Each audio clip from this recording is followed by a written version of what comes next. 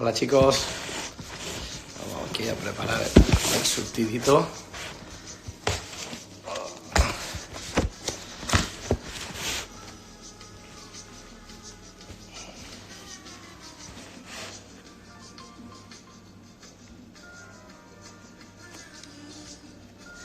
Vamos a esperar 30 segunditos que vayan dando la gente, ya estamos 35 personas.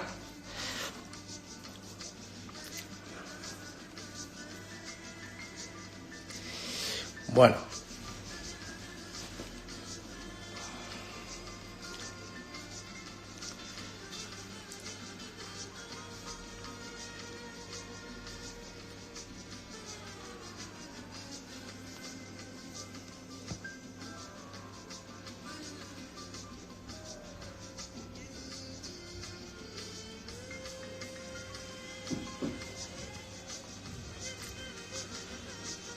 Bueno, comenzamos. Hoy vamos a tocar 3 temas. Uno sería libros de coctelería, sobre todo a través de 359 nos preguntan mucho qué libros son los que se tienen que comprar, cuáles son los libros que le puede aportar si está en un momento de la formación, y yo creo que hoy vamos a hacer un repaso sobre los libros que nosotros consideramos que hay que tener en nuestra estantería. Luego también hablaremos con Mar Álvarez, que hablará sobre tendencias de mercado. Y también hablaremos sobre coctelería sostenible con Borja Goicoechea, ¿vale? No queremos robar mucho tiempo, yo creo que esto durará en torno a 30-40 minutos y la primera parte hablaremos sobre libros, la daré yo, ¿vale? Yo lo he clasificado en diferentes momentos. En este caso, la primera parte, el primer apartado sería básicos, ¿vale? Esto que siempre hay que tener y sobre todo cuando uno está en el periodo de formación inicial, ¿vale? El primero sería que sería el libro del bar, ¿vale? El libro del bar, que es de André Domine. Fijaros, el grosor del libro. ¿Cuál es el problema de este libro? Pues que está descatalogado. Entonces ahora mismo en internet, no sé si están 150 euros, 200 euros. Habla sobre todas las categorías, me parece súper interesante. Igual le falta un punto de actualización, porque el libro ha tenido varias ediciones, pero en este sentido sabemos también cómo va evolucionando el mundo de las categorías y licores, pero este es como el básico que hay que tener 100%. Más, en este caso PDT, ¿vale? Aquí también lo he podido poner en formato para que vosotros lo podáis leer, de Jim Meehan. Este es uno que también llegó a traducirse a castellano y es de los fundamentales. ¿Okay? Más cócteles esenciales, que también lo han traducido a español. En este caso, Dale de Groff, que sabemos, bueno, uno de los bartenders más importantes de las últimas décadas y que publicó este libro. Cóctel, en este caso,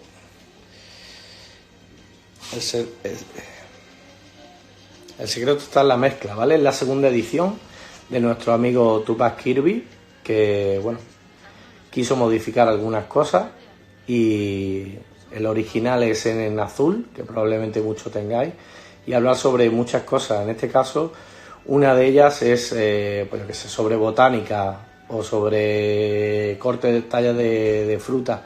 Toca diferentes temas y se apoya en cada uno de los especialistas, ¿vale? Más.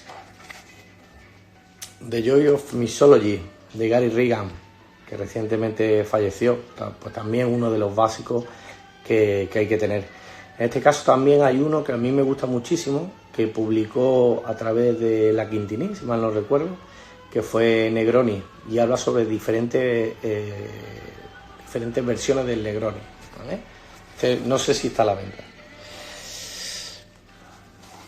The Savoy Cocktail Book, también sabemos la importancia del resurgir de la coctelería a través de Savoy, y luego la particularidad que tiene, que va añadiendo cócteles de las generaciones nuevas. En este caso fue de Harry Craddock y sigue conservando muchas de las recetas.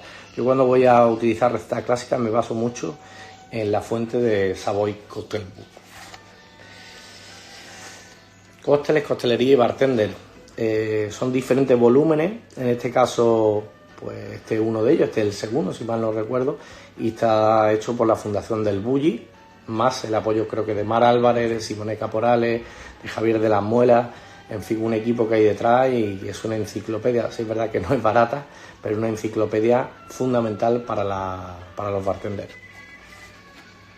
Más, bueno, para mí esta es la joya de la corona en cuanto a recetas. La D4 Guide de Simon Difford.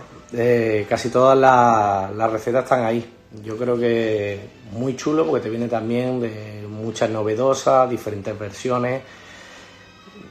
No hagáis caso a la de los 2000 cócteles para una fiesta, sino cuando busquéis. Además tiene un formato en internet bastante chulo, en lo que te lo puedes traducir creo que a mililitros, a centilitros, a onzas. D4 Guide, fundamental. Más cositas sobre categorías. Aquí tenemos de Richard Fox, Rum, no sé si se puede ver bien, creo que sí. Este lo vi a través de Alfonso Maya de Alexander, fundamental. ¿Qué más? Creo que había uno aquí sobre ron. Casi todos los libros los tengo en la escuela, pero aquí tenemos algunos. El gran libro del ron, también muy buena fotografía sobre fábrica, sobre procedimiento del ron, está súper bien. ¿Qué más tenemos? Este es de Curious Bartender, que es también, van tratando diferentes temas, en este caso Rum Revolution, de la evolución que ha tenido el ron, uno de los más interesantes del mundo de la categoría del ron. Tequila Ambassador, sobre tequila no hay mucho, sobre todo sobre procedimiento, pero este me parece súper interesante. Creo que salió hace poco una nueva edición, porque este también llegó a costar muy muy caro, porque se había agotado. Tequila Ambassador de Tom Mestes, ¿vale? Un emblema en el mundo del tequila. Sobre mezcal, de Mayance, este es nuevo, y luego tenemos también algunos más que pude comprar en mi viaje a Oaxaca, tierra de maguey mezcal, vale, este sería ¿de quién es? De Alberto Sánchez López. Y luego tengo otro también sobre agua de las verdes matas, tequila y mezcal, de José Luis Vera Cortés. También lo compré allí, pues, probablemente todo se puede conseguir por internet. ¿Qué más tenemos por aquí? La enciclopedia del whisky de Michael Jackson. Sí, es verdad que igual falta una actualización en el mundo de los whisky japoneses, pero este me parece un básico fundamental, ¿vale?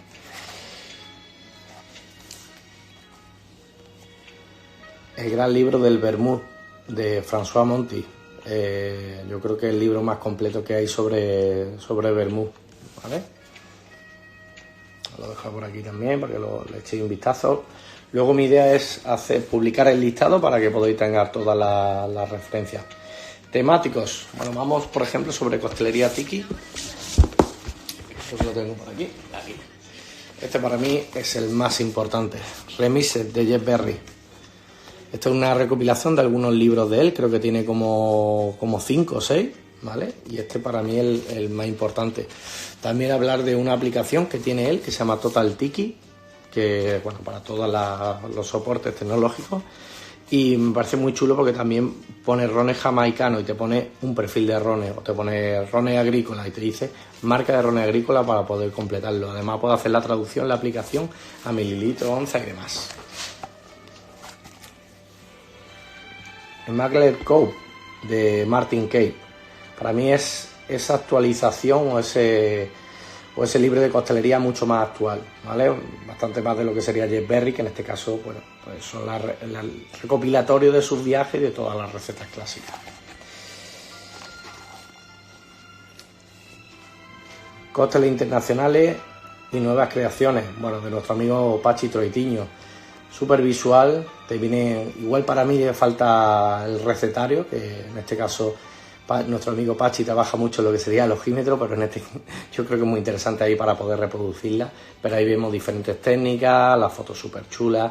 Este libro también de nuestro amigo Pachi es fundamental. Liquid Experience, costelería evolutiva, de Javier Caballero. Otro también que principalmente sobre nuevas tendencias, sobre nuevas técnicas y cómo aplicarlas. La verdad que muy interesante la investigación de nuestro amigo Javier Caballero. Más cosas, bueno, aquí tenemos también Se mezcla en español, de Jorge Restrepo. Él hizo viajes por Latinoamérica y España, en la que visitó muchísimos bartenders y, bueno, mira qué casualidad, nos ha tocado la página de José Fran. Y pues de cada lugar o de cada bar o de cada bartender pues cuenta alguna receta y la verdad que es muy interesante. Se mezcla en español, ¿vale? Y yo restero. Estoy quedando sin libro aquí. Vale. Luego en casa y elaboraciones, otra de las categorías que he puesto, el arte de la fermentación. En este caso Sandor Eliscat, pues yo creo que Geray se lo lee todas las mañanas y también muy interesante. Homemade Liquor Infused Spirit, otro pues bastante chulo, en el que tú puedes elaborar tus propios licores e infusiones, ¿vale? Home Distilling, cómo destilar en casa. Luego me gustaría ver la realidad de todo esto, ¿vale? Pero me parece muy chulo. Pues ya está, amigos, hasta aquí. Prometo pasar luego el listado de todos los libros, principalmente lo podéis adquirir por Amazon, sabemos la plataforma de Amazon. No sé ahora mismo en qué punto de funcionamiento está, pero yo creo que podéis adquirir la gran mayoría de ellos, ¿vale? Bueno, voy a pasar, vamos a invitar a Mar Álvarez, a ver si lo veo. Podéis pasarme un listado de preguntas para que aquí tenemos a Marc. Listado de preguntas que yo le iré haciendo al final de la ponencia. Marc va a hablar sobre tendencia de mercado. Buenos días. Marc, ¿cómo estás, tío? ¿Qué tal? Vamos, bien, aquí sobreviviendo al confinamiento. En el fregado, ¿no? Bueno, pues la idea era hablar sobre, bueno, nuevas tendencias de costelería y, correcto. Y luego pues pasaremos un listadito de preguntas que te haré yo y algunas que nos pasen los compañeros y nada, y las que puedas responder, que sabemos que estamos en un periodo ahí de creación. Bueno, muy bien. Mira, Hugo, lo que quería hacer un poco era... Voy a mover un poco la cámara, ¿vale? Para enseñaros un dibujito que es que yo soy así un poco gráfico. A ver si me sale bien la historia, ¿eh? Está todo preensayado, pero... ¿Ha hecho para que se vea del revés o no? Y yo creo que... ¿Se ve bien así o qué? A ver... bueno, lo va explicando, se ve un poco... Más o menos, ¿no? Sí. No, o sea, vamos a ir hablando del... O sea, he cogido precisamente pues una copa muy estándar, ¿no? En realidad es un dibujo más que una fotografía, un poco para explicaros los 4 elementos que hoy en día, sobre todo, se clasifican como para generar innovación o para generar tendencia, ¿vale? Entonces, hemos escogido, por un lado, el garnish, lo que sería la parte de accesorio o complementario, lo que sería el glassware, la vajilla, el líquido, o sea, propiamente lo que sería la propia tendencia líquida y, finalmente, todos aquellos elementos externos, ¿de acuerdo? Entonces, fijaros que estos, como 4 grandes volúmenes, nos están definiendo cosas tan interesantes como las corrientes o las tendencias, ¿no? A mí me gustaría situar para la decoración en el año 2009, cuando el señor Marian Becke abre su estimadísimo Nightjar. Yo creo que fue una de las primeras grandes tendencias que tuvimos en el mercado sobre cómo transformar una decoración en el mundo barroco, ¿no? Y es una tendencia que todo o casi los grandes pues empresas y las grandes focos del mundo de la coctelería, pues que más que menos o bien se han fijado o han copiado incluso o hasta mucha gente ha conseguido replicar de una forma casi exacta, ¿no? Sobre todo en los países de Rusia y de Europa del Este, que Marian fue un personaje que tenía muchísima influencia. Yo creo que dentro de esa categoría tendríamos pues bastante repercusión de esta decoración un poco como barroca, ¿no? Es decir, un gran trabajo sobre el mundo de la decoración, ¿no? Y fijaros cómo después, en la misma ciudad, en Londres, justo muy cerquita de Nightjar y también precediendo un poco el trabajo de Tony Conigliaro sobre los años 2005-2004, apareció un poco la tendencia minimalista, ¿no? Esa tendencia minimalista aparecería aproximadamente en el año 2014-2015, cuando Scout empieza a abrir su primera localización en Shoreditch, justo muy cerquita de Old Street. En City Road estaba Nightjar y en Old Street estaba la antigua venue de Scout, que precisamente se dedicaron a hacer todo lo contrario, ¿no? Es decir, empezaron a trabajar decoraciones en blanco, es decir, sin decoración, o decoraciones muy minimalistas basadas mucho en técnicas gastronómicas, como por ejemplo los crocanters o los crujientes o incluso deshidratados en forma de pasta, ¿no? Con lo cual, pues vemos como dos grandes tendencias en el mundo de la decoración que creo que forman pues hitos completamente separados y completamente opuestos y que hay que entender que ninguno es mejor que el otro. Es decir, simplemente son dos grandes tendencias que nacen en el mundo de la decoración en años diferentes o dispares, pero muy juntitos en cuanto a localización espacial, ¿no? Ya veremos que Londres precisamente es una de las ciudades que marca bastante tendencia en el mundo tanto del líquido como de la decoración, ¿no? Después, en cuanto al mundo de la vajilla, encontramos que hay un hito importante y es que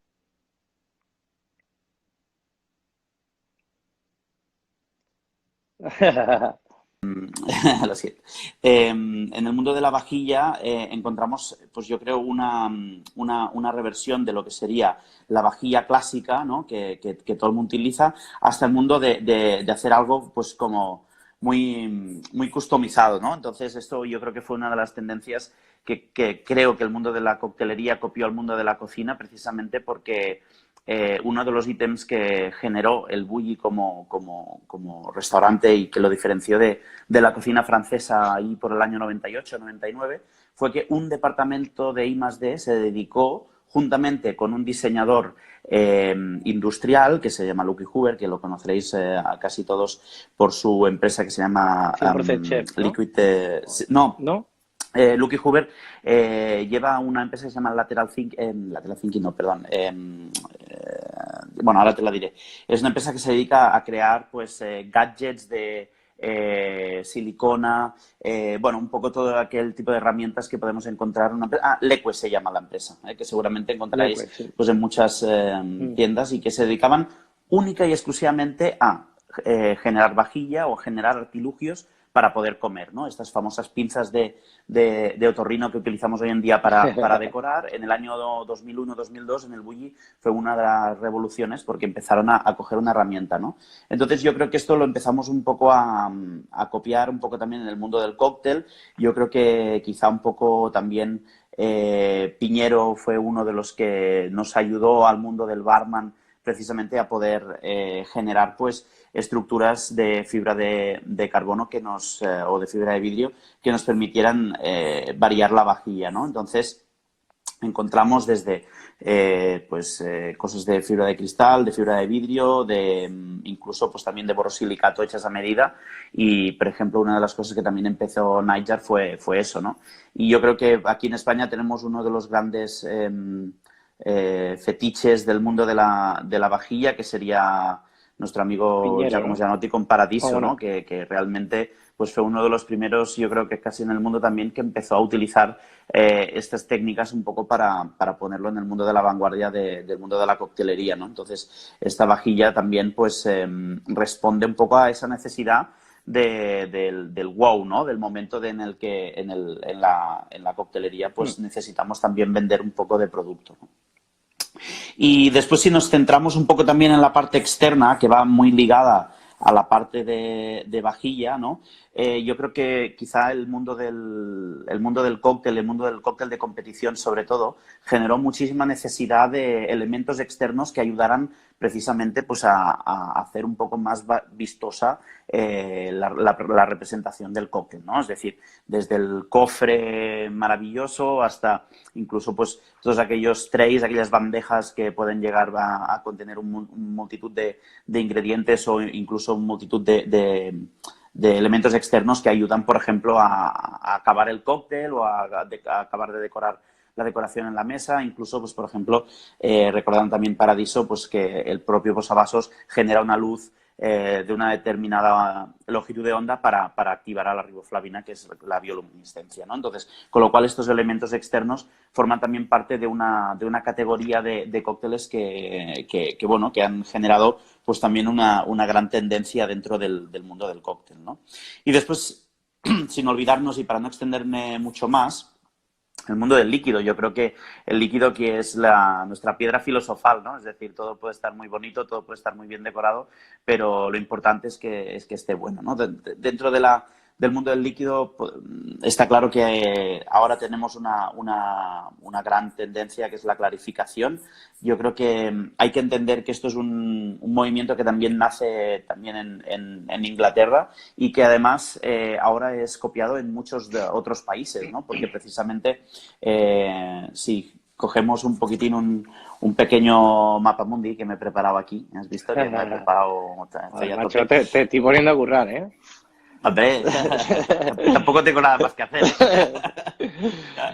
Entonces, si miramos desde Londres, ¿no? Esta tendencia, evidentemente, nació, yo creo, con uno de los grandes artífices del mundo de la clarificación, que precisamente no es un bartender actual, sino fue o es Tony Conigliaro, que empezó a utilizar, por ejemplo, elementos como el rotaval o la centrífuga.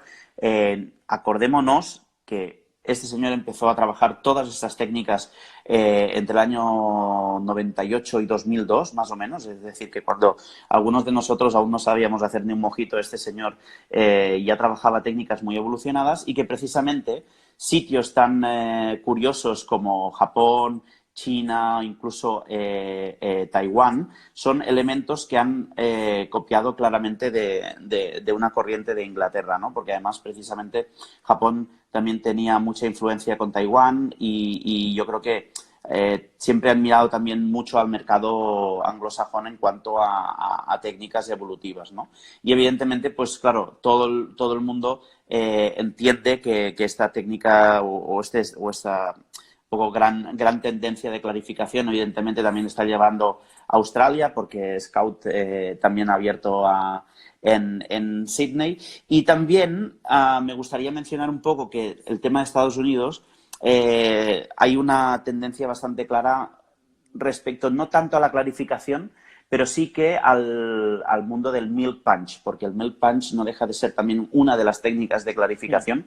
Recordemos que la clarificación por láctica no es la única herramienta que tenemos para clarificar. Hay otros tipos de decantaciones, hay después también estas maravillosas proteínas que se llaman pectinasas, que nos permiten clarificar sin necesidad de congelar o incluso sin necesidad de hacer una red de proteica como es la clarificación láctica, y que también, pues precisamente por la tradición que tiene Estados Unidos de milk punch y de eggnogs y de todas estas ponches, pues también está claro que vemos incluso restaurantes que sirven su milk punch clarificado como uno de los cócteles de bienvenida en el menú, ¿no? Con lo cual, claro, tenemos una gran tendencia un poco a ese nivel. Vale, perdona, Marc, además del Dime. clarificado, la fermentación, ¿no? Los fermentados que también, no sé si son tendencia o ya vanguardia o no sé. Sí, bueno, digamos que tenía dos cositas más para explicaros. Por un lado es el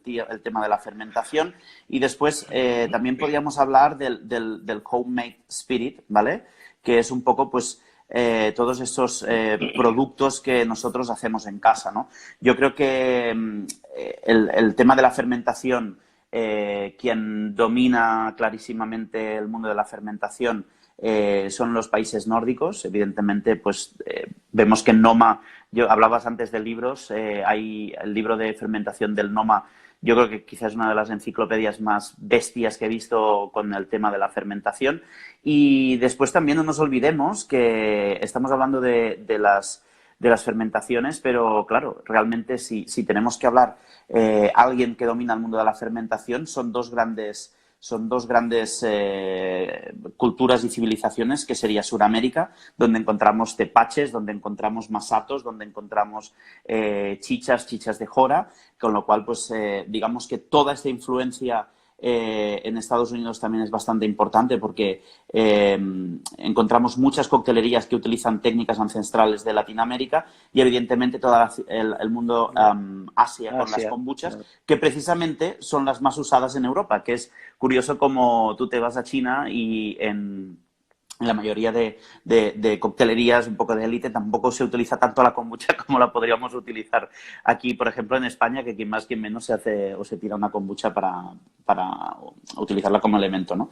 Y después fijaros que el mundo del homemade spirit, yo creo que quizá fue uno de los elementos que diferenció pues más rápidamente también en Estados Unidos, donde, bueno, pues precisamente junto con Inglaterra también fueron dos grandes focos de bares que empezaron a infusionar y a macerar productos en el seno de la propia coctelería para...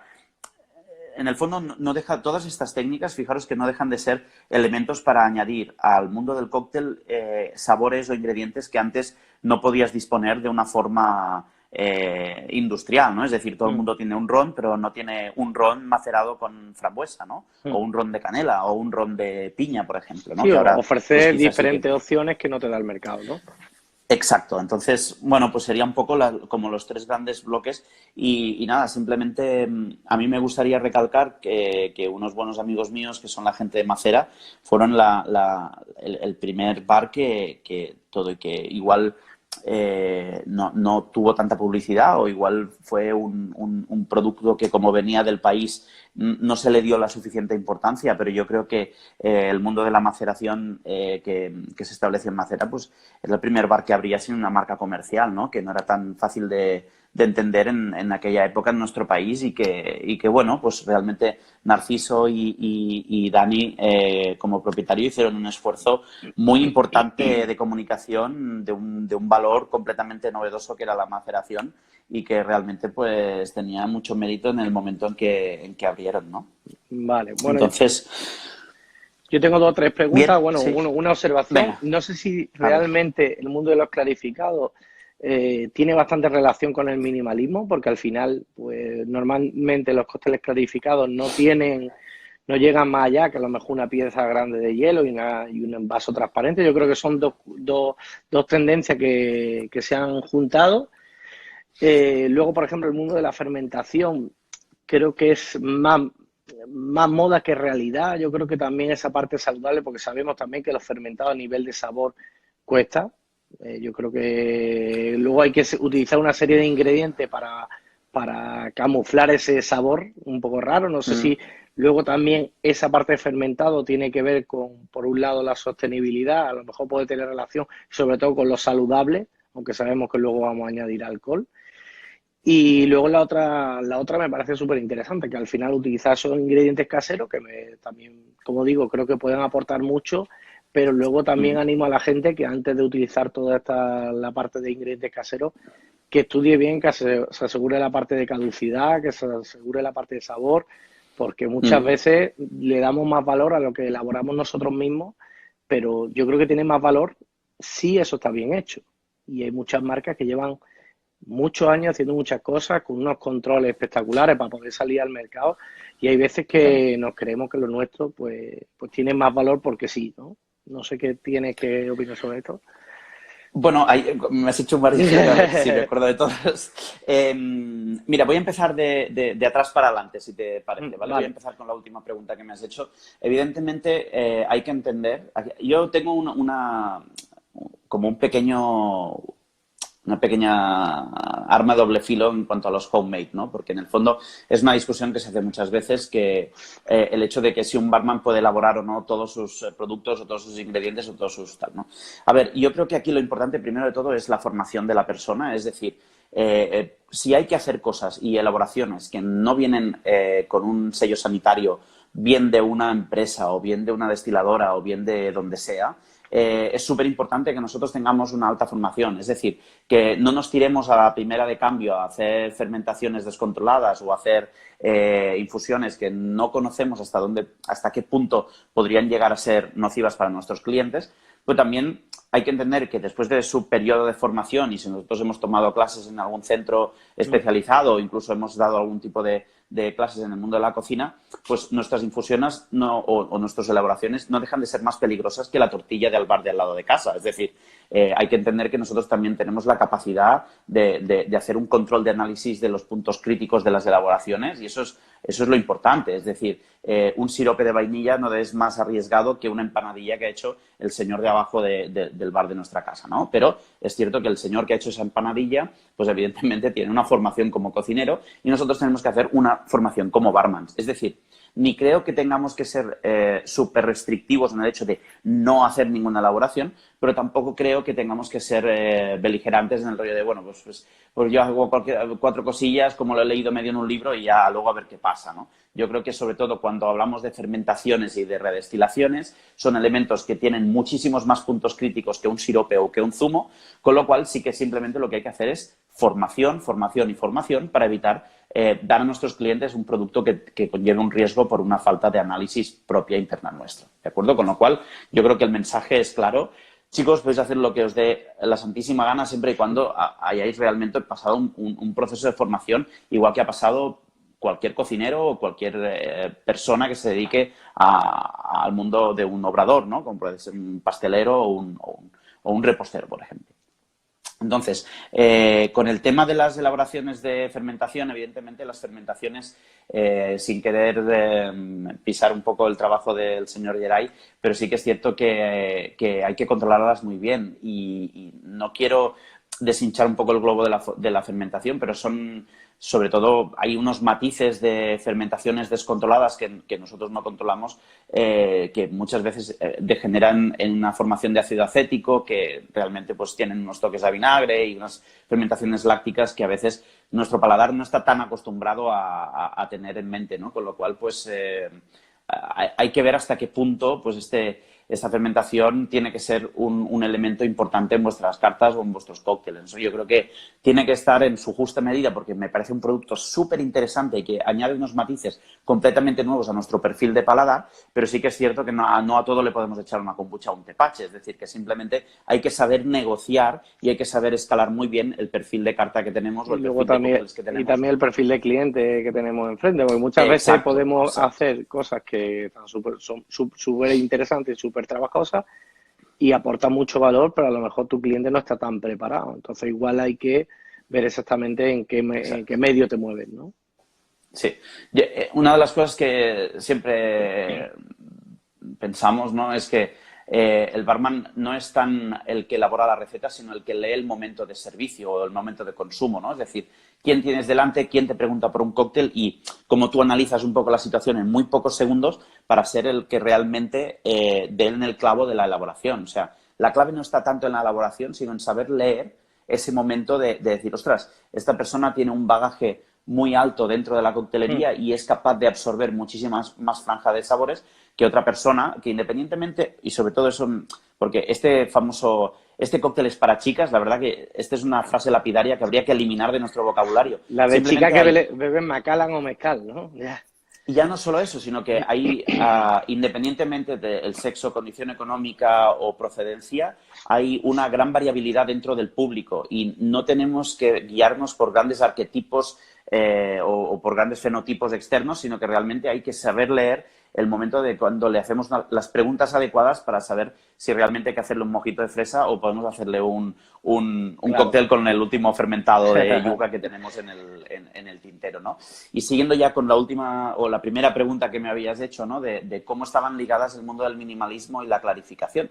Evidentemente van de la mano. Sí es cierto que la tendencia minimalista aboga un poco a una tendencia que genera un poco la importancia dentro del líquido, ¿no? Es decir, digamos que el centro de esta tendencia, que uno de los padres de esta tendencia puede ser Tony o diferentes barmans de Inglaterra que apretaron mucho en esa condición, yo creo que lo que ellos querían explicar es que no necesitaban de una corteza exterior para tener realmente un producto realmente bueno, ¿no? Entonces empezaron a trabajar o a desarrollar una línea en cuanto al tema de desarrollo de sabor potente con muy poca textura en boca, ¿no? Entonces eso yo creo que desarrolló un poco toda esta tendencia que iba de la mano para transmitir un sabor muy potente con poca textura y con poca atrecho exterior. Y además un sabor diferente, porque al eliminar esas partes sólidas,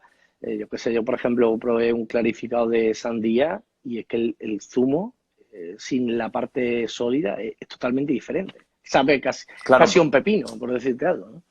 Sí, porque en el fondo lo que sucede es que la fibra es o sea, digamos que dentro del mundo del flavor extraction, ¿no? Que sería esta capacidad de extraer sabores de un producto al cóctel, claro, hay muchas líneas, ¿no? Es decir, desde una grasa, desde un azúcar, desde un alcohol y después el propio producto. Y el propio producto se compone básicamente, normalmente cuando hablamos de frutas, de agua residual intersticial del propio producto por un lado y de la fibra que tiene este producto. Entonces, claro, nosotros cuando trabajamos con una sandía, que no deja de ser un producto, una fruta familia del pepino, por ejemplo, ¿no? Que es una cucurbitácea, pues evidentemente cuando tú sacas la fibra del producto, estás sacando muchísimo azúcar, que es un poco lo que también ayuda a vehiculizar determinados aromas de la sandía, mientras que el agua tiene un sabor más parecido al pepino, porque precisamente el agua intersticial de esa familia es muy parecida, ¿no? Entonces, pues claro, evidentemente va mucho por ahí, ¿no? Bueno, vamos a acabar. Te voy a hacer un par de preguntas. Bueno, antes una pregunta y comentario, ¿no? Yo recuerdo cuando trajimos a 359 a Luca Cinali, le dije, bueno, ¿cómo hacéis para generar tendencia? Eso me parece de las cosas más complicadas. O sea, inventar una tendencia y que la gente te siga. Y dice, yo básicamente es lo que hago, que suena súper poético, ¿no? Veo que la tendencia del mercado va por allí, me lo invento, pues ahora mismo está clarificado, fermentación y demás. Yo tiro por allí. Sí, eso suena muy poético, pero ¿cómo conseguir que la gente pues siga esa tendencia cuando realmente te va contando el mercado que la historia va por otro lado, ¿no? No sé, ahí que tú puedes comentar sobre esto. Yo, mira, es muy difícil generar tendencia precisamente porque o sea, la tendencia hoy en día está muy relacionada con dos cosas. Con el éxito de la técnica que utilices, es decir, si esta técnica no está bien elaborada o no es perceptivamente buena, pues evidentemente la gente no te la va a seguir. Y evidentemente estamos hablando de Luca Cinali o gente que tiene una repercusión en medios muy potente y que seguramente si esta tendencia nos la inventamos tú y yo, Hugo, seguramente pues no tendremos tanta repercusión. Sobre todo si me la invento yo. No, coño.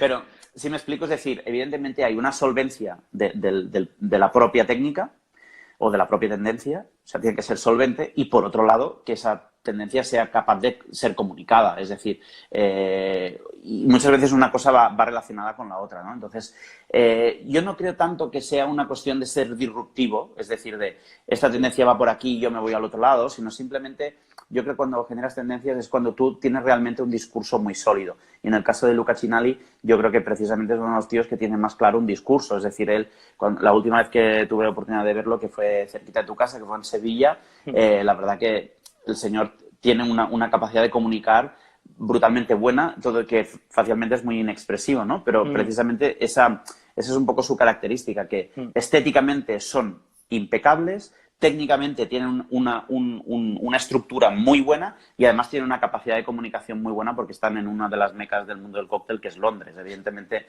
eso también juega mucho a favor de poder ser generador de tendencia, ¿no? Con lo cual, pues, estoy en parte de acuerdo con lo que dice Luca, pero sí es cierto que tiene que haber una solidez contrastada de esa divergencia o de seguir ese camino que hay dentro de la coctelería, ¿no? Evidentemente, es difícil generar tendencia cuando sigues una propia tendencia. Es decir, o copias o generas. Yeah. Pero si copias, es difícil que generes tendencia. Simplemente serás conocido por seguir tendencia, pero no la generarás, ¿no? Entonces, realmente, creativos en el mundo hay 10. El problema es que después hay mucha gente que copia, pero copia muy bien y entonces a veces se adueña de técnicas que no son suyas. O le da su propio aporte, matiz. que para Exacto. mí eso es también. Bueno, las otras dos. ¿Qué tal trabajar Venga. con gente tan exigente con los Adrià? Que esta pregunta me la pasaron por internet. Lo que puedas Muy contar, bien. me imagino que tendrás la parte más chunga, que esta no la vamos a contar. Ahí en un minuto, como puedes describir lo Venga. positivo y lo complejo, ¿no?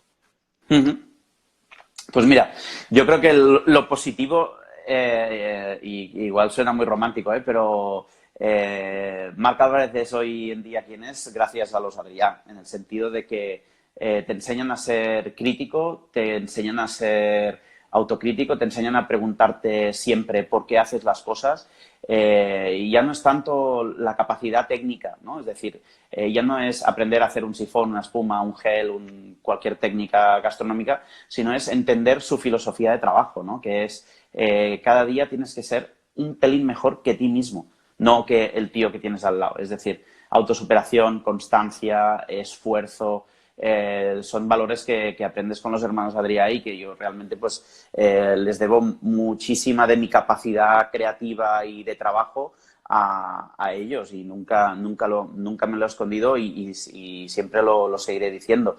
Yo entré en 41 siendo un niño y salí siendo un barman creativo y exigente y productivo, porque realmente te cambia un poco la vida cuando entiendes su manera de ver las cosas, ¿no? Partes negativas, pues las tiene. La parte negativa de los Adrià, pues es como todo, es decir, todo el mundo trabaja muchas horas, todo el mundo se sacrifica personal y socialmente para el mundo de la hostelería. No creo que el trabajo en los hermanos Adrià sea más o menos duro que un trabajo que puedas tener en otra coctelería. Igual, ¿no? perdona Es decir, más, la exigencia es mayor. Es como si juegas en el Madrid o en el Barcelona, obviamente, pues hay ciertas cosas que no te puedes permitir, ¿no? Fallar, ¿no? Claro, evidentemente la exigencia y el volumen de fallos que te permiten es infinito, o sea, es, yo diría, casi militar, ¿no? Pero evidentemente eso es lo que te genera aprendizaje, ¿no? Entonces tampoco lo ves tan negativo. Evidentemente es duro, pero yo no me marché de los Adrià porque estuviera cansado de trabajar ahí. Yo me marché de los Adrià porque ellos me inculcaron, me dieron un veneno que se llamaba ambición. Ser inconformista, y a mí me faltaba una parte que era poder tomar yo todas mis decisiones, ¿no? Y es poder abrir tu campo a ser tú el líder y ser tú el que te cuelgas la medalla o el que pringa dinero cuando te equivocas. También, no nos olvidemos de eso. Bueno, como última pregunta, ¿qué nos puede hablar de SIP? Que me han dicho que es un local que va a generar tendencia. Bueno, lo que no sé si queremos generar tendencia desde la humildad de que queremos hacer las cosas a nuestra manera y queremos sobre todo hacer las cosas diferentes. Es decir, aquí sí que no queríamos seguir lo que todo el mundo sigue, sino que queríamos hablar un poco de nuestro propio discurso. Yo creo que Sips tiene que ser el bar que no te deja indiferente. Es como el desierto, o lo odias o lo amas, pero no puedes decir que te has quedado igual que cuando has entrado, ¿no? Entonces yo creo que eso es importante y es un proyecto en el que le hemos puesto muchísimo cariño, muchísima pasión. Trabajar con Simone es una experiencia brutal, porque además cuando tienes un compañero de juego que está tan loco o más como tú, pues surgen chispas cada 30 Pasa que segundos. ahí alguien tiene que poner cordura, ¿no? Estáis tirando de un cliente final que no tiene ni idea para tampoco pasarse uno de rosca. Sí, pero ojo, no queremos hacer entender, de hecho, el espacio, y ya lo veréis cuando abramos y esperemos que todo esto pase, hay como zonas donde el cliente puede decidir hasta qué punto tiene involucración. Es decir, no queríamos que fuera un sitio donde la gente estuviera como súper centrada en el mundo del cóctel. Es decir, ¿quieres saber o quieres estar muy centrado en lo que sucede en el mundo del cóctel? Pues tenemos una zona que será interesante para ti, pero también como barman yo tengo a veces la necesidad de poderme tomar una cerveza o una copa de champán sin que nadie me mire mal, ¿no? Entonces también queríamos un bar que precisamente pues hablara de eso y únicamente de coctelería, sino también de poder disfrutar un champán muy bueno a un precio muy asequible, con una vajilla que ayude a entender un buen champán, ¿no? Entonces yo creo que será un En el fondo no deja de ser pues como un pequeño patio de juegos del mundo de la bebida, ¿no? Por eso queríamos un poco esa parte o esa frase que le llamamos Drinkery House y no le llamamos Cocktail Bar, porque no únicamente el cóctel está en escena, sino hay muchas cosas que también están en escena, ¿no? Es una pequeña oda al mundo o un pequeño guiño al mundo de la bebida en general. Bueno, pues estamos deseando aparecer por allí. Tú también, me imagino. Venga. Además, Sí, me imagino que siempre de abrir, todas sí. estas cosas que son negativas y que nos están pasando en la actualidad, yo creo que nos viene bien, pues probablemente ahora te estás dedicando más horas que nunca y igual también pues te viene una inspiración pausado, te viene una inspiración mucho más grande para poder ordenar y poner toda la carne en el asador cuando arranquéis vosotros. Pues Marc, tío, Sí, un auténtico placer. Me han llegado un millón placer. de comentarios que, bueno, ya lo leerás tú Muchas tranquilamente. Gracias. Y nada, si te sale por ahí, pasamos a Borja. Y Venga, muchas perfecto. gracias, crack. Un abrazo. Chao, hasta luego, adiós. Vamos a ver si tú... A ver cómo se cuelga esto. Aquí, eliminar. Perfecto. Vamos a invitar a Borja. Vamos a Borjita.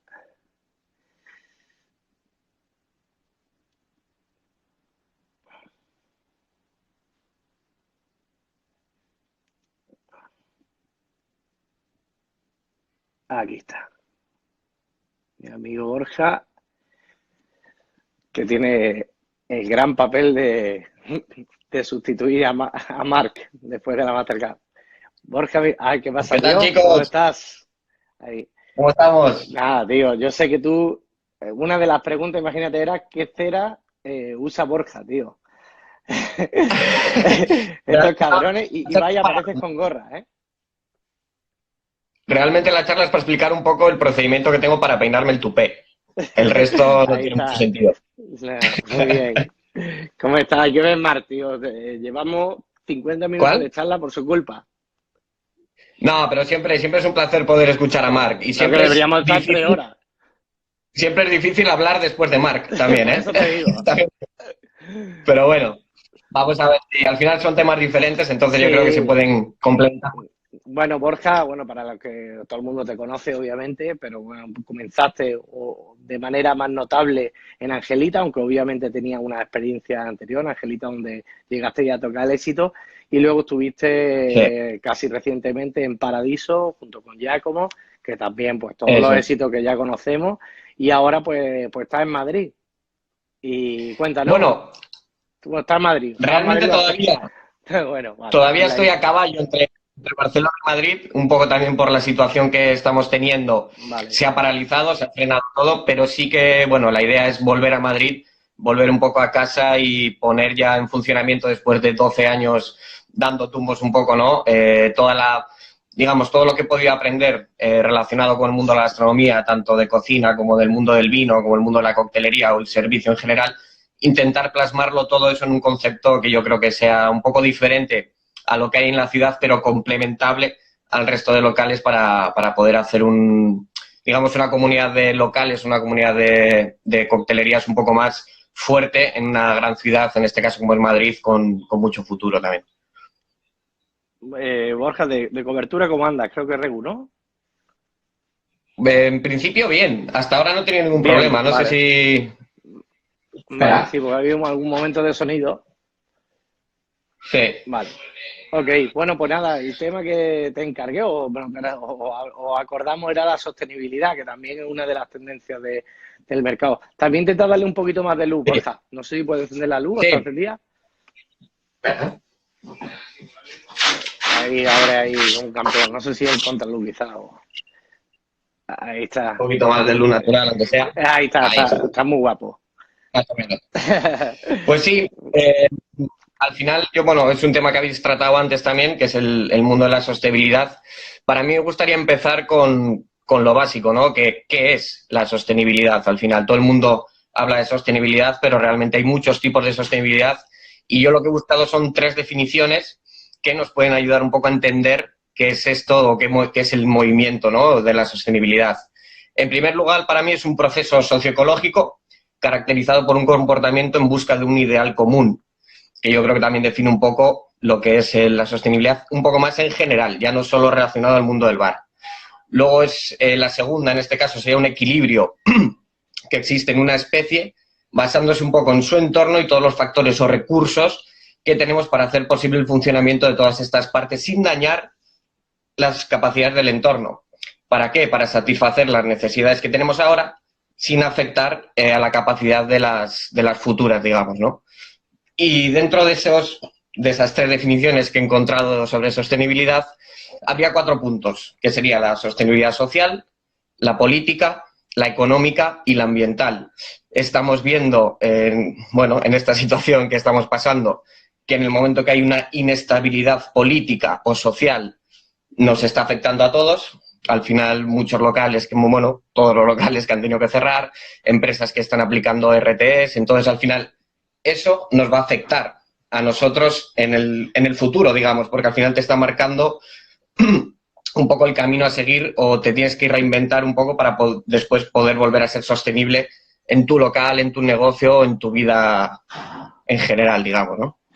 Yo creo que aplicando al mundo del bar, si nosotros conseguimos tener ese equilibrio entre sostenibilidad económica, ambiental y social, tendremos un equilibrio dentro de lo que sería el bar, que al final el bar no deja de ser un negocio y en el que tenemos que ser sostenibles con el medio ambiente, pero sostenibles económicamente, porque si no, al final tendríamos que cerrar las puertas de los negocios y es algo que no queremos, ¿no?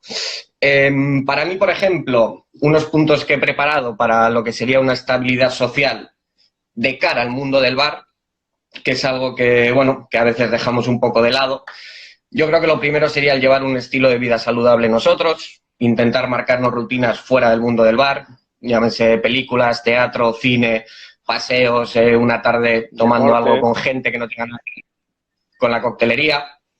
Incentivar un poco el consumo responsable, tanto nuestro como el de los clientes, porque al final sabemos que a todo el mundo nos gusta beber, nos gusta la fiesta, nos gusta salir, pero creo que también tenemos una necesidad de controlarnos nosotros como profesionales para que el cliente entienda la responsabilidad social que tienen cuando estás tratando un producto, en este caso como el alcohol, ¿no?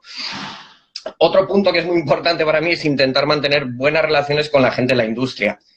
Parece algo sencillo, parece algo que todo el mundo debería hacer, pero realmente no se hace. O sea, al final creo que hay muchas veces que nos dedicamos más a criticar, a buscar el fallo de los compañeros o de gente que intenta hacer cosas que realmente apoyarlos, ayudarlos, siempre y cuando sea algo que... Nosotros siempre hemos hablado que nuestra gran virtud es ser normal, ¿no?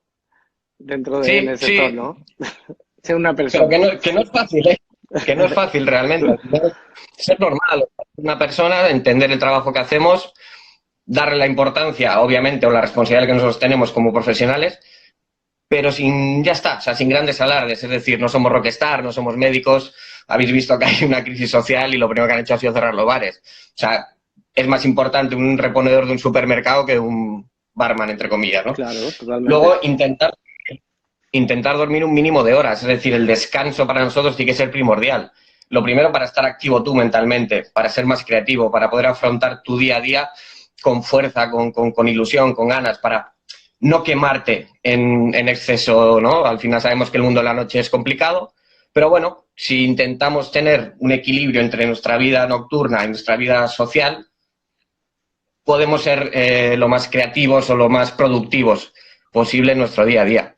Luego también otra cosa que me gustaría es el promover también la igualdad de derechos dentro de lo que sería el mundo del bar, que es algo que siempre se habla, pero bueno, sabemos que siempre hay pequeñas diferencias, pero que poco a poco se están igualando, pero yo creo que es algo también importante al final encontrar esa igualdad dentro del mundo del bar, que siempre por historia ha sido más un mundo, digamos, dedicado a lo masculino, pues creo que también es importante.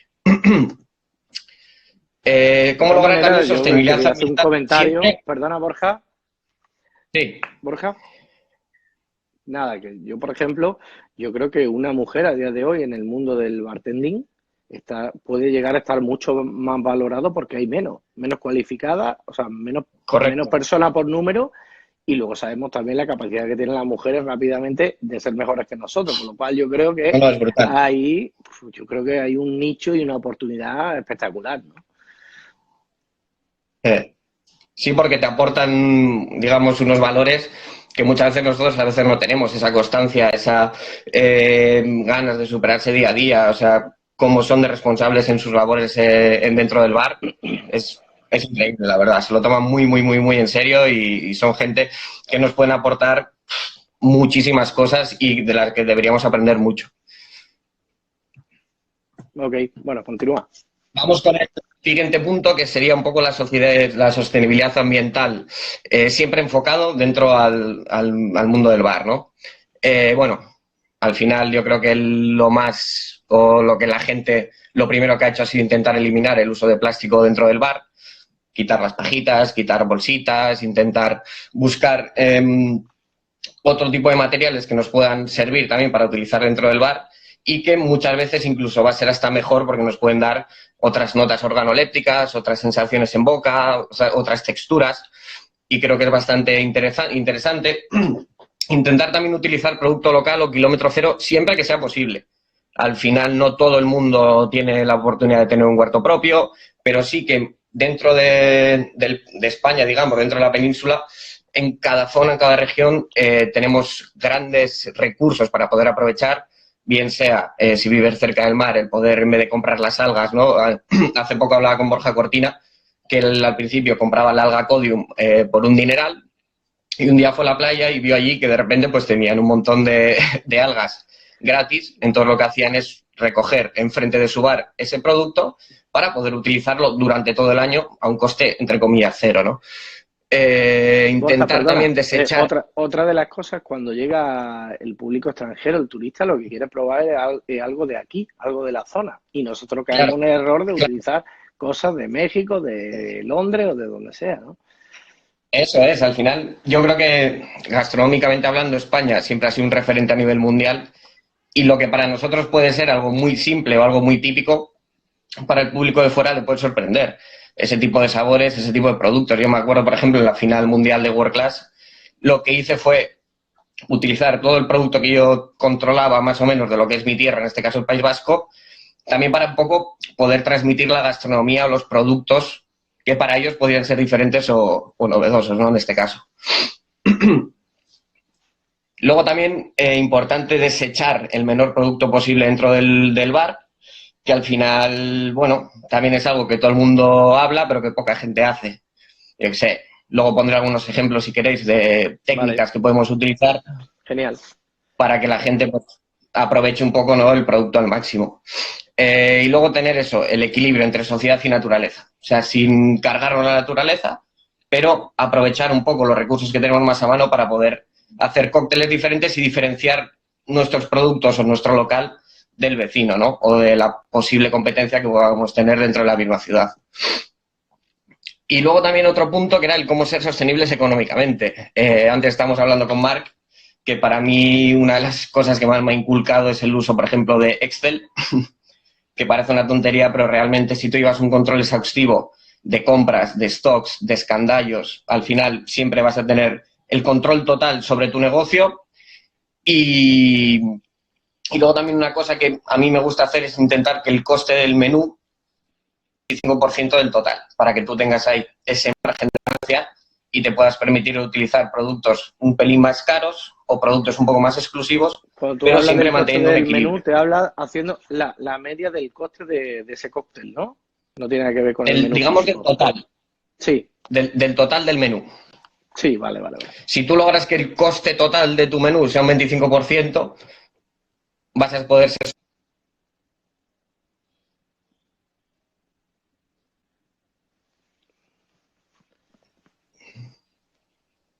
¿Sí? ¿Estáis ahí? Hemos perdido un poco, Borja. Sí.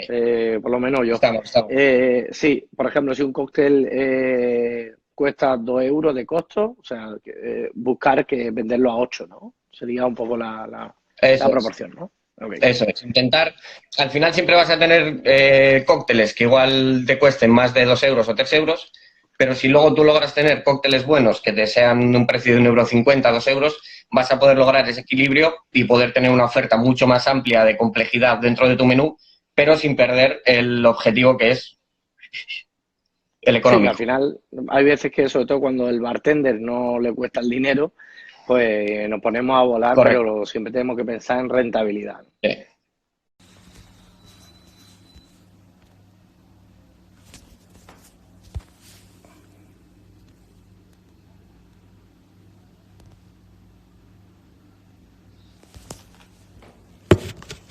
Piña. Yo creo que todo el mundo conocemos esa fruta, todo el mundo la hemos utilizado de alguna manera dentro de lo que es el bar. Y para mí es un ejemplo de producto en el que podemos aprovechar todo, desde las hojas, pasando por la piel, el corazón, la pulpa, todo. Por ejemplo, con la piel, antes hablábamos de tendencias globales, el fermentado, ¿no? Pues hacer un tepache, por ejemplo, es una de las grandes ideas que puedes hacer con una piel de piña para aportar unas notas organolépticas diferentes a lo que estamos acostumbrados, pero también lo podemos utilizar, por ejemplo, para cocinar con algún tipo de edulcorante, con algún tipo de sirope, incluso utilizarlo para algún tipo de bitter. Yo, por ejemplo, hacía una versión de un Tommy's Margarita cocinando el agave, o cociendo el agave, digamos, mejor dicho, con la piel de la piña, que la verdad que le aportaba unas notas muy diferentes a lo que puede ser la pulpa en este caso, ¿no? Luego, por ejemplo, pasando a la pulpa, todos sabemos lo que podemos hacer purés, podemos hacer licuados, podemos hacer zumos, podemos clarificar un zumo de piña y cambiar la nota organoléptica del propio producto.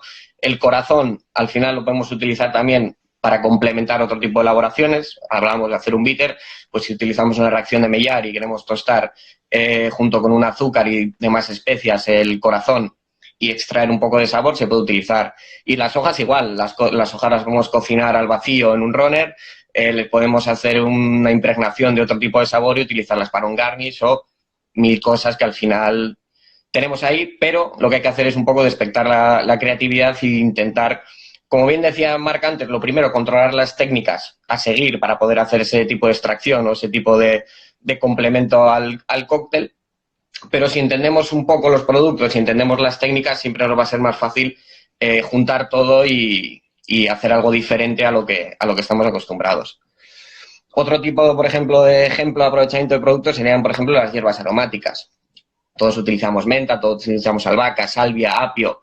Podemos aprovechar todo también realmente de ese tipo de hierbas aromáticas. Al final podemos hacer siropes, sraps, maceraciones en frío para evitar el color o la clorofila que nos pueden aportar esas hierbas, utilizar bitter, perfumes, majar, incluso podemos licuar tallos para sacar otro tipo de sabores, podemos utilizarlo para hacer infundidos, para redestilar, para hacer licores, podemos secarlas, deshidratarlas, hacer polvos, mezclarlas con azúcares. Tenemos un montón de posibilidades de extracciones de sabor también con las hierbas, que al final muchas veces igual cogemos lo bonito de arriba y el resto lo desechamos. Pues ahí es donde entraría un poco el aprovechar ese producto y ser sostenibles económicamente para de un producto poder hacer varias elaboraciones, ¿no? O, por ejemplo, si un producto es de un perfil un poco más caro de precio o o se va a poner malo, digamos, pronto, también tienes que utilizar otro tipo de técnicas para poder tener, digamos, el 100% de sabor de ese producto el mayor tiempo posible en tu local. Claro. Yo, por ejemplo, un ejemplo es el agua de coco. El agua de coco sabemos que fermenta muy rápido. Yo, por ejemplo, en Paradiso, en la carta, lo que hicimos fue utilizar como base ese agua de coco, hacer un azúcar de agua de coco y dividirlo para utilizarlo como base en diferentes cócteles con diferentes matices. Uno, por ejemplo, hacíamos un swap para poder, digamos, conservarlo el mayor tiempo posible y poder hacer una producción más grande. Al final, si tienes un local de high volume, tienes que controlar también un poco eso. Igual hay productos que puedes utilizar, otros que no, o productos que les tienes que dar una vuelta para poder conservarlo el mayor tiempo posible y que no se te pongan malos rápido. Los cítricos también, al final, todos cogemos un twist, pelamos, lo recortamos, lo hacemos bonito, la forma que queremos, y hay un montón de recortes que automáticamente se van a la basura. Si ese tipo de recortes los utilizamos para, por lo mismo, para hacer un óleo saccharum, para hacer aceites esenciales, para hacer perfumas, para hacer glicerinas, para hacer un zumo pickle, en este caso complementándolo con notas cítricas, pues es una manera también de aprovechar el producto al 100%. Mucha gente también pela los limones y tira el limón entero porque el zumo lo compro de no sé dónde o tal, entonces no lo quiero exprimir. Pues si tú exprimes ese zumo, lo congelas, lo mantienes en el tiempo, digamos, pues al final le vas a sacar el mayor y va a ser mucho más para varias elaboraciones. Luego también hablábamos antes un poco de las tendencias, ¿no? Al final, la coctelería, un poco del futuro, ¿no? Esa coctelería sostenible o esos healthy drinks. Al final todos tenemos que saber que la palabra healthy y alcohol es complicada relacionarla, pero sí que hay cosas o puntos que podemos o que pueden ser buenos, digamos, para nuestro organismo. Al final todos sabemos que beber no es una necesidad fisiológica, comer sí. Tú tienes que comer todos los días, pero beber alcohol es más puro hedonismo, es puro placer. Entonces, si nosotros logramos mantener también ese equilibrio entre utilizar productos que nos puedan aportar nutrientes o aportes a nuestro organismo, combinándolo con un alcohol, en este caso, que sean, no sé, vinos, que sean vermuts, que sean aperitivos, que sean cócteles de low alcohol, pues igual podemos llegar a encontrar ese equilibrio entre lo healthy, entre comillas, ¿no? Que al final es un poco lo complicado, ¿no? Intentar utilizar... Si utilizo un destilado que a nivel saludable o de más calidad, aunque sea para un calimocho, un vino, claro, yo creo que es mejor, ¿no? Eso es. Al final, por ejemplo, pues hablábamos del vino, ¿no? El vino al final tiene el resveratrol que nos previene de enfermedades vasculares. Yo que sé, productos como la fresa, la piña, que son diuréticas, y productos multivitaminados. Los arándanos antioxidantes, por ejemplo, los tés, los fermentados, los vegetales que nos pueden aportar fibra, potasio y magnesio, el cilantro, el lemongrass, el jengibre, que nos va a favorecer la digestión. Y luego hay superalimentos, ¿no? Como el tomate, la cúrcuma, la zanahoria, el tandoori, la quinoa, el apio. Hay un montón de productos que al final nos pueden aportar un montón de nutrientes a nuestro organismo, que combinándolo con alcoholes de calidad, destilados de calidad, vinos de calidad, licores de calidad, pues siempre va a ser un poquito mejor que si tiramos más a veces de lo industrial, aunque hay productos industriales que también están muy bien y que cada vez están más concienciados un poco también con esta tendencia, ¿no? Por ejemplo, el tema de los hidrolatos, que al final son destilados analcohólicos que también te pueden aportar mucha complejidad, pues para gente, por ejemplo, que no pueda beber alcohol, que al final siempre ha sido un poco, ¿no? Que los hemos tenido un poco más de lado, pues intentar darle un poco más de complejidad a esa gente que por lo que sea no puede beber alcohol o no quiere, o al final cada uno es libre de hacer lo que quiera, ¿no? Vamos a ver. Bueno, aquí tenía algunos ejemplos también de cócteles que hemos hecho, pues por ejemplo, de aprovechamiento de producto, por ejemplo, uno de los que teníamos en Paradiso era el Where is the Daiquiri. Como teníamos mucha producción de menta y solo utilizábamos las hojitas para decorar, el resto de hojas que nos sobraban lo que hacíamos era un wrap de menta y vainilla para complementar o dar un twist o una versión de lo que sería un daiquiri. Para mí, por ejemplo, ejemplos también de sostenibilidad, uno de los más notables, digamos, fue uno de los que hicimos en Angelita, que era el crear o aprovechar el huerto ecológico que tenía la familia para hacer nosotros un huerto urbano dentro del bar y así mantener una simbiosis entre el huerto y el bar. Es decir, lo que hacíamos era semanalmente, teníamos un sistema de luces LED que favorecía el crecimiento de las plantas y les daba un poquito de calor para que no se murieran dentro del local. Y todas las semanas, una vez a la semana, lo que hacíamos era replantar las plantas que más habíamos usado o tratado esa semana en el huerto. Y así teníamos como esa rueda constante de tener siempre las plantas vivas o digamos, los productos más naturales vivos posible y después, semanalmente, poder hacer esa relación simbiótica entre huerto y bar, que creo que fue algo bastante chulo y que luego, a nivel de sensación organoléptica, a nivel de complejidad de los cócteles, era brutal. Vale, bueno, un par de preguntillas, Borja. A nivel de ingredientes, ¿cuáles han sido los 3, 4 que más utilizas o que más aprovechas, ¿no? Dentro de la cadena? Yo, por ejemplo, antes no tanto, hasta que me puse un poco más a investigar. Sí que es verdad que, por ejemplo, el tema de las plantas para mí es algo que te da una complejidad y una capacidad de conservación y de complejidad brutal. Por ejemplo, las frutas y los cítricos también. Al final, pues siempre quitábamos las pieles de todo, lo tirabas. Cuando hacías un recorte de un garnish bonito, lo tirabas. Pero claro, luego cuando te vas dando cuenta que realmente hay cosas que estamos desechando que nos pueden servir para hacer un producto diferente, digamos. Yo me quedaría con las hierbas aromáticas, los cítricos. Cítricos, ¿no? Sí, los cítricos. Y luego también me quedaría, aunque no sea un producto, o sea, que ya sería una bebida, me quedaría también con el mundo del vino para incluirlo dentro de la coctelería. Yo ahí añadiría la piña, ¿verdad? Porque La piña, la capacidad, sí, que es los diferentes frutas, matices y por los... cítricos en general. Genial. La piña es el gran ejemplo un poco, ¿no? De la tendencia un poco actual de aprovechamiento. Al final, incluso buscar otro tipo de productos. O sea, al final, yo que sé, hay muchas frutas que tienen hojas que no utilizamos. Un propio limón. O sea, un propio limón, las hojas de limonero son brutales. ¿Qué pasa? A nivel aromático, o sea, para Es una brutal, maceración, el alcohol. Todo. Si tú haces una buena extracción de sabor, tienes la suerte de tener, yo que sé, ciertas máquinas que te pueden facilitar el trabajo, aunque no las tengas, se puede hacer, porque realmente no hace falta tener un laboratorio en tu bar para poder hacer extracciones de sabor o hacer producciones un poco más complejas. Pero sí, yo me quedaría un poco con esos 3 productos, que al final, o sea, es 3 familias de productos, mejor dicho. Bueno, para cerrar, Borja, si está todo listo, coméntanos cuáles son tus próximos proyectos o si se puede comentar, ¿en qué estás metido? Sí. Pues bueno, como todos sabéis, en noviembre yo finalicé en Paradiso, un poco también buscando un poco más mi satisfacción personal o poder llevar a cabo un poco lo que en mi cabeza llevaba rondando varios años y todo eso transformarlo en un local. Estamos trabajando en ello, sí que es verdad que ahora se ha parado todo y está un poco complicado, pero estamos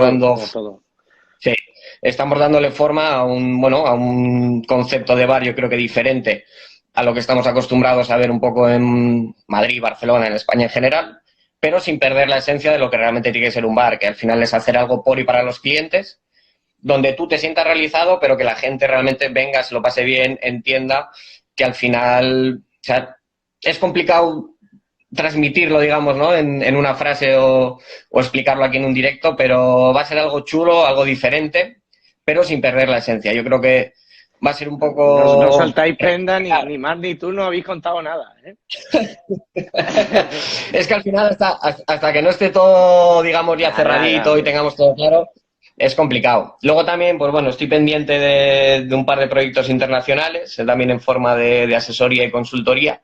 Uno sería para el mercado de Estados Unidos, que la verdad que es algo que a mí me hace bastante ilusión, porque, bueno, es la oportunidad de conocer otro tipo de mercados, ver cómo funcionan otro tipo de mercados y la posibilidad también de darte a conocer internacionalmente mediante tus cócteles o mediante tu trabajo, ¿no? También en Barcelona también estoy haciendo una asesoría a otro local, que, bueno, que de un concepto bastante chulo, porque al final era un reto, porque era hacer una coctelería 100% vegana. ¿Pero y está también abierto ya, Borja?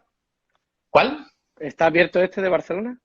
Querían abrir ahora en marzo. Lo que pasa vale. que... Bueno, sí, abrirá próximamente cuando pase todo. Abrirá ahora. Ellos ya tenían un localito que lo han enfocado un poco más a la cultura tiki o un poco ese estilo. Pero este segundo concepto mola porque ya te digo, es crear un concepto 100% vegano y mola mucho porque me he tenido que poner un poco las pilas en investigación de productos y demás y mola mucho, tío. La verdad que mola mucho. Pero sí, con ganas de seguir, bueno, al final hay mucha gente que me pregunta, joder, ¿qué estás haciendo ahora? Parece que estás parado y tal. Realmente lo que estoy haciendo es trabajar un poco en la sombra y aprovechar todo este tiempo, entre comillas, para poner la cabeza en mente, ordenar un poco todas esas ideas que tenía que al final siempre tenemos un batiburrillo de cosas, hacer un poco de orden de ideas y aprovecharlo para seguir. Al final no parar y humildemente intentar hacerlo lo mejor posible y ya te digo. Bueno, pues Borja, muchísimas gracias. Saludos a todos. He visto a Feli, Iñaki, Carlos Moreno. Están y todos bueno, por ahí. sí, 100 y pico amigos que hemos tenido prácticamente durante toda la charla. Espero que haya sido provechoso. Y nos vemos el sábado con 2 nuevos invitados. Muchas gracias, Borja, y muchas gracias a todos. Gracias a vosotros, chicos. Chao.